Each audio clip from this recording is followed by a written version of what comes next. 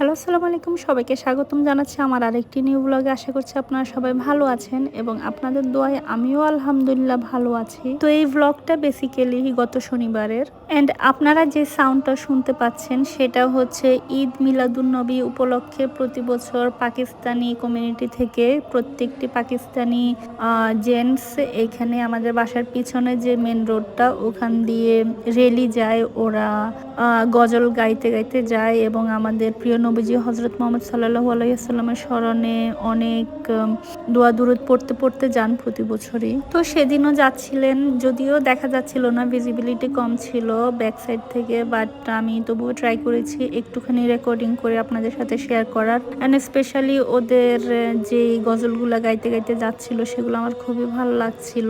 তো at the same day আমরাও আমাদের বাঙালি কমিউনিটি থেকে আমার আব্বু রবিউল আওয়াল উপলক্ষে আমরা মসজিদে একটি ওয়াজ মাহফিলের ব্যবস্থা করেছিলাম।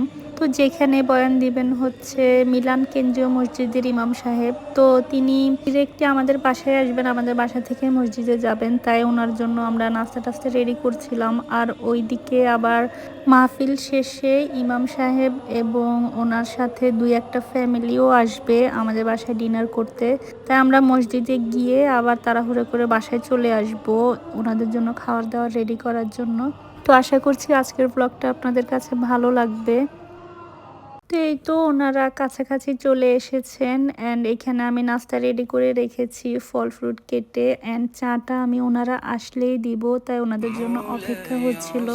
দেন ওনারা যখন মসজিদের জন্য বেরিয়ে যাবে তখন আমরা রেডি হয়ে আমরাও চলে যাব মসজিদে।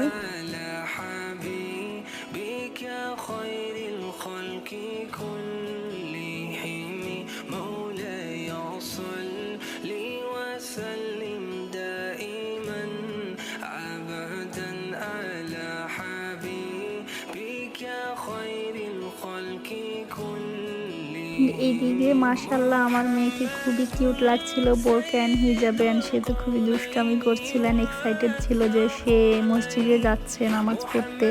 সবাই অবশ্য মাশাল্লাহ বলতে ভুলবেন না। তো ওইদিকে আমাদেরকে নিতেও গাড়ি চলে এসেছেন, অ্যান্ড আমার কাজিনের সাথে যাচ্ছিলাম কারণ আমাদের গাড়িটা বিজি ছিল, যেহেতু অনেকেই যাচ্ছিল বাট সবার গাড়ি ছিল না। তো আমার ভাই সবাইকে পিক অ্যান্ড ড্রপ করছিলেন, তাই আমি আমার কাজিনের গাড়ি করেই চলে গেলাম মসজিদে। তো এইখানে অনেক বাচ্চারা ছিল, অনেক মানুষ হয়েছে মাশাল্লাহ, অ্যান্ড এক আন্টি খুব সুন্দর কেক বানিয়ে নিয়ে এসেছেন সবার জন্য। তো এটা মূলত ডুপ্লেক্স একটি বিল্ডিং, অ্যান্ড নিচতলায় সব পুরুষরা নামাজ পড়েন অ্যান্ড উপরের তলায় সব মহিলারা। তো মহিলাদের জন্য উপরে স্পিকার দিয়ে আছেন, সব মহিলারাও ওখান থেকে খুব সুন্দরভাবে বয়ানটা শুনতে পেরেছেন আলহামদুলিল্লাহ। তো বয়ান শেষে সবাই মাগরিবের নামাজ পড়েছি, অ্যান্ড এশার নামাজটা আমরা পড়তে পারি মসজিদে।